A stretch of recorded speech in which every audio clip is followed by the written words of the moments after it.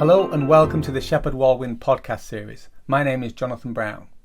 Shepheard-Walwyn is a campaigning book publisher based in London, England. Our purpose is to uncover and promote new ideas to society's oldest problems.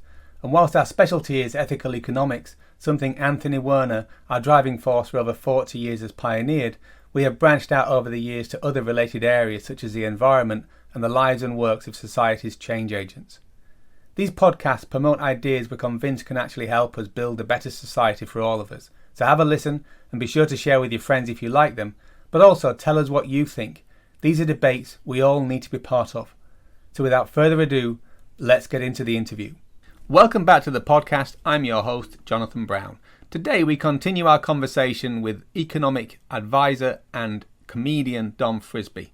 We moved our conversation into Dom's great documentary about Adam Smith and the Edinburgh Fringe, which is essentially an exploration of how individuals can self-organise to create brilliance that the elite can't even plan for. We then look at Dom's views on education and how we can create much more space for choice and self-organising, that is, more space for entrepreneurship in our economies. Hope you enjoy the talk. Thinking about the BBC, the attitude of educating the masses, shall we say, well-intentioned, have given the masses access to highbrow stuff. It just reminds me really of the fabulous documentary you did about Adam Smith and the Fringe. And then also as well, just that wonderful metaphor. And I noticed that in Life After the State, you talk about the slum in Mumbai as the entrepreneurial centre. And also I just love the way that you talk about and explore the Fringe as an expression of Adam Smith's philosophy. I just wonder if you could give us some ideas on that. Yeah, there's a fantastic story behind the Edinburgh Fringe. The Edinburgh Fringe is the biggest arts festival in the world, and it's an extraordinary economic success story. Before COVID came along, the only event that sold more tickets was the Olympic Games, and the World Cup sort of sold a similar amount of tickets. But the World Cup and the Olympic Games are every 4 years. The Fringe is every year. And that doesn't take into account all the free tickets you get on the Fringe. And something like 4 million people come to Edinburgh over the course of the month. And when you think that the population of Edinburgh is only 450,000, it's just an extraordinary economic success story. And it all happened by accident. It's in 1947, there was a Austrian Jewish entrepreneur who'd escaped the Nazis in the 30s called Rudolf Bing.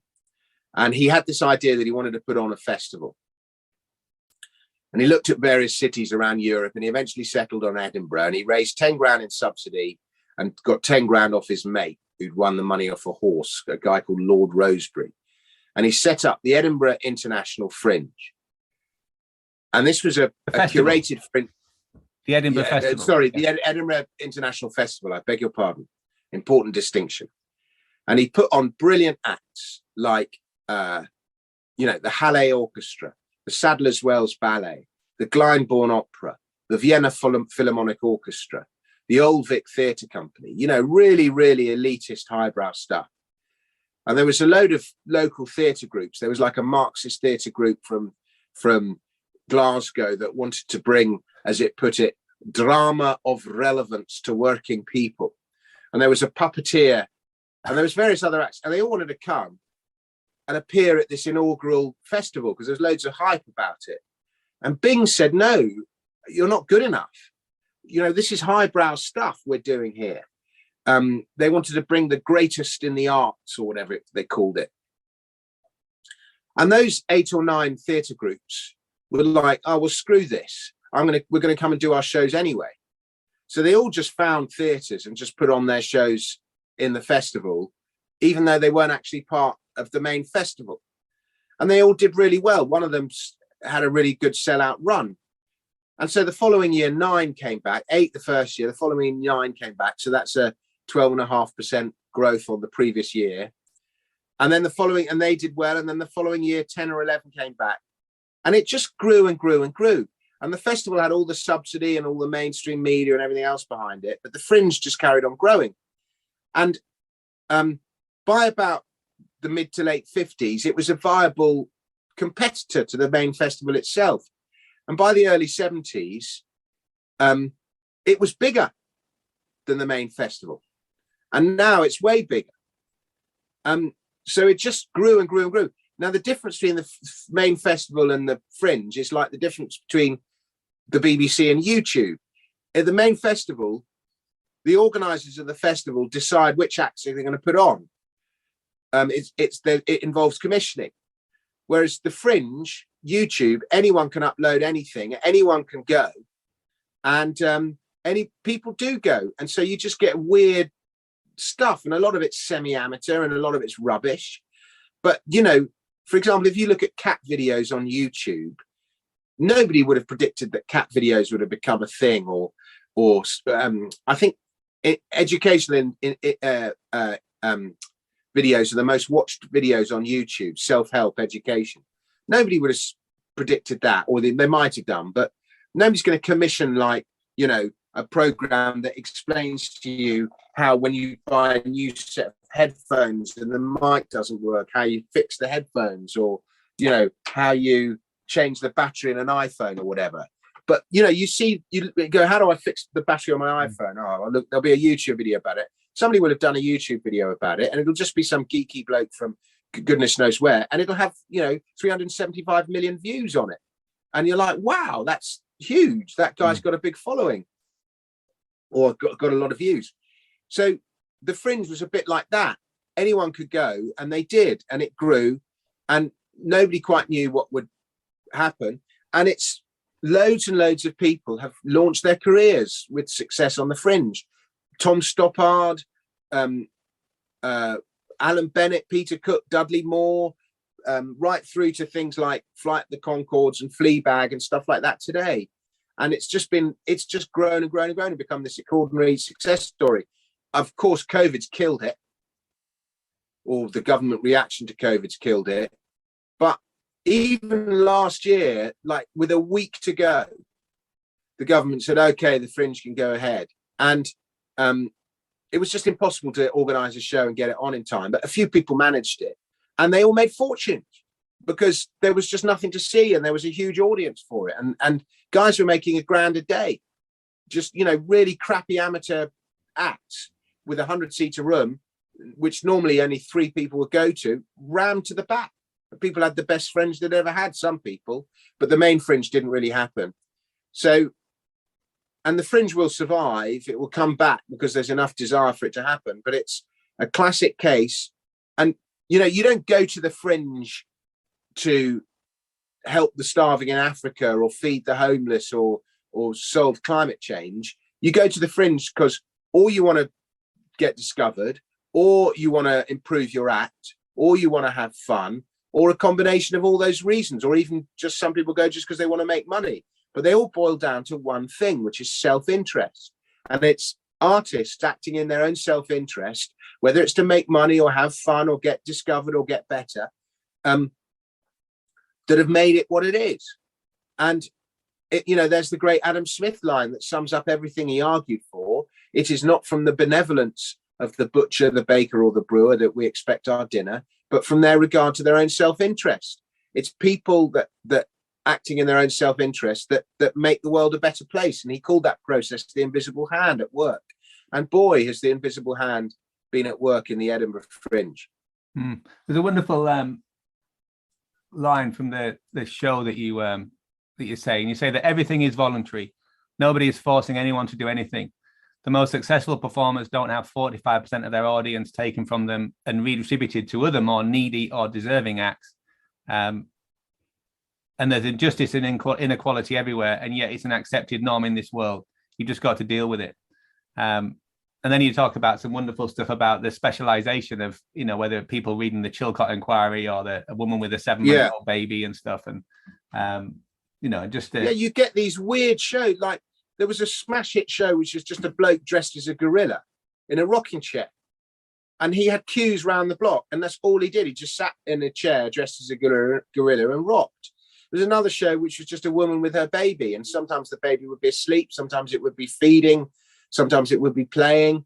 There was another show, where they read the Chilcot Inquiry over the course of a couple of weeks. I mean, who wants to go and read the Chilcot Inquiry be read? But again, was a sellout show. Mm. And you link in the show as well. You link in the story of Adam Smith and his life story, as well as some of his work on the theory of moral sentiments and stuff like that. It's really, if anyone hasn't seen it, and as well, I paid £10 to watch that, and now it's free. How about that? Oh, I'm sorry. It didn't sell as well as we wanted it to, and then we were hoping the BBC would commission it, and they didn't. So we were just left with it, and I thought, well, I may as well put it up on the internet because otherwise it's just going to disappear. So that's why that happened. So I hope you don't feel betrayed. No, not at all. And I'm wondering if there could be another book for you, because I know that Life After the Daylight Robbery started off as a Fringe performance, didn't it? Or Let's Talk About Tax. Yeah, Daylight Robbery started as a Fringe show, and in fact, that film started as a Fringe show as well. I did it as a lecture. So yeah, I'm looking at other ideas for another book. I've got a couple of ideas, but I'm not quite sure what I'm going to do yet. So the model that you endorse is very much is I know there's an Austrian influence, but you're taking it back to Adam Smith and the classical, the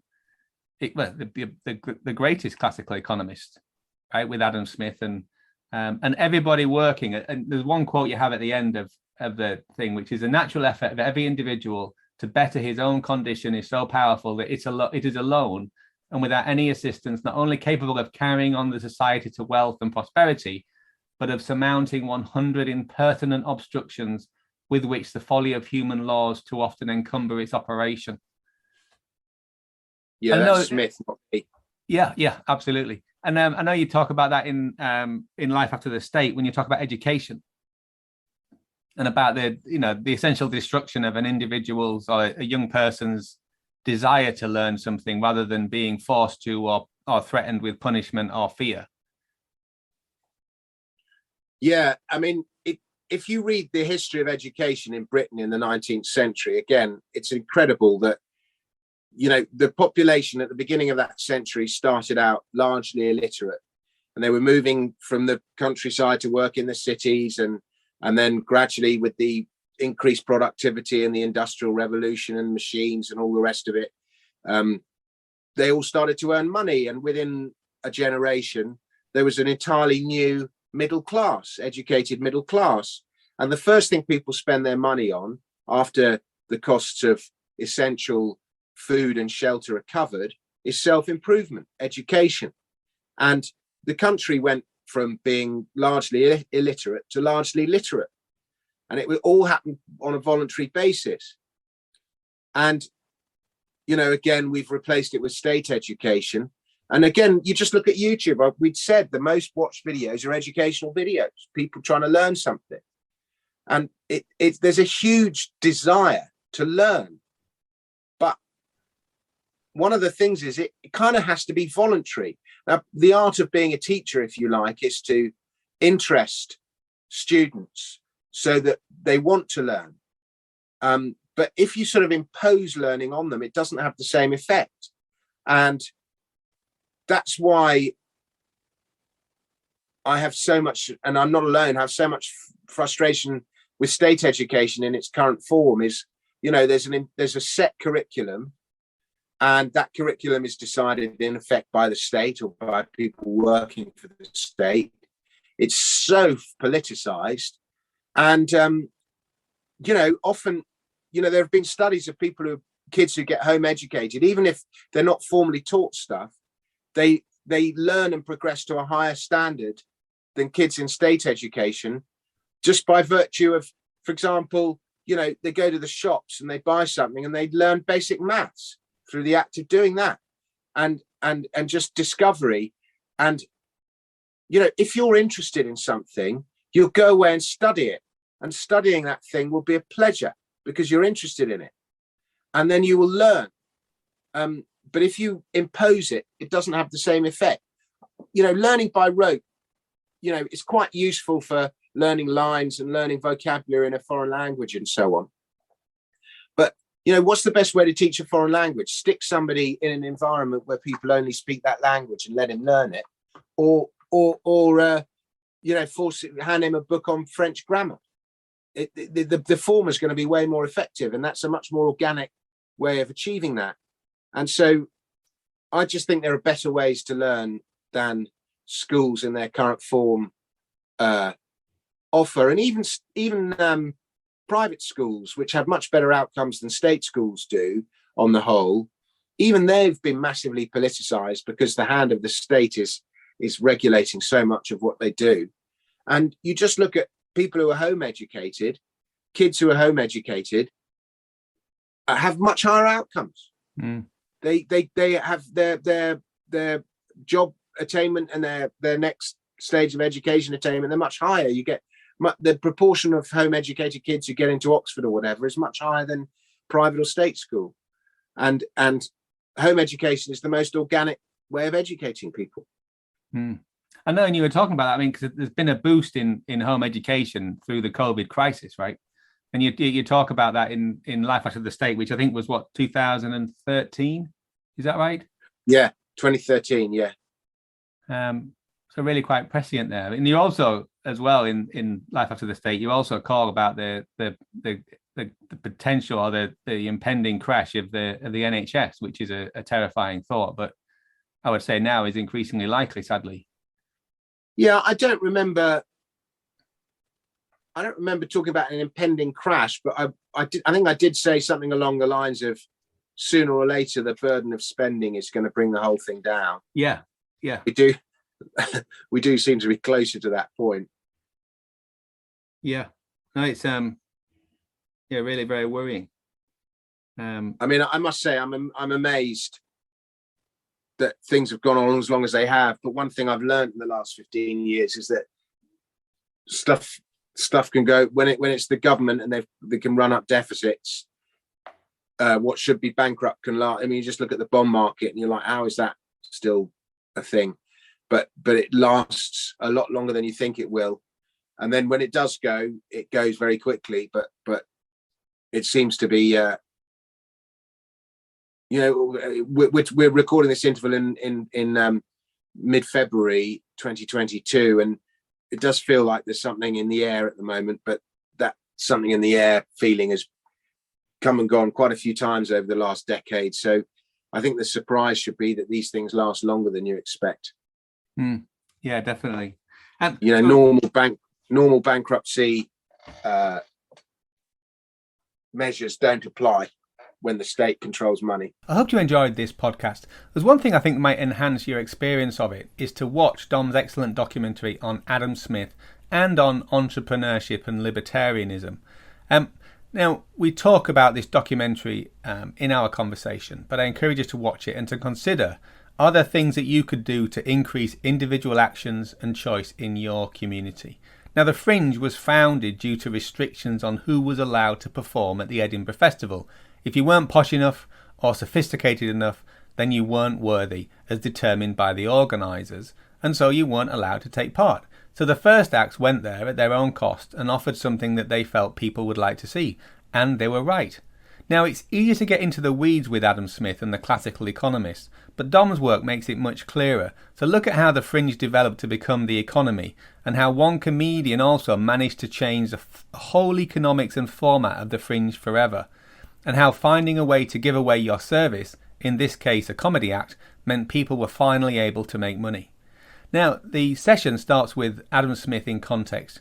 Whilst he's credited with effectively founding English-speaking economics, his work is rarely studied anymore. Smith is like Charles Darwin. People quote him often, but that hardly anyone has read the actual work, and I encourage you to do that. Fascinatingly, Smith wrote A Theory of Moral Sentiments essentially as an advertisement for his lecture series. And he also talks, this is Dom, also talks about how Adam Smith was able to travel around Europe, learning from some of the greatest thinkers in Europe, thanks to the generosity of a great benefactor. Now, there are some great interviews with some of the UK's top comedians in the film, and the most popular act at the Fringe. At the heart of it, though, is a model for entrepreneurial action and how economists can self-regulate. So, in closing, thanks very much for listening to this podcast. Do be sure to check out the links that we have in the show notes, and also look out for the new podcast interviews when they are released. Until next time, keep reading. Thank you for listening to the Shepheard-Walwyn podcast.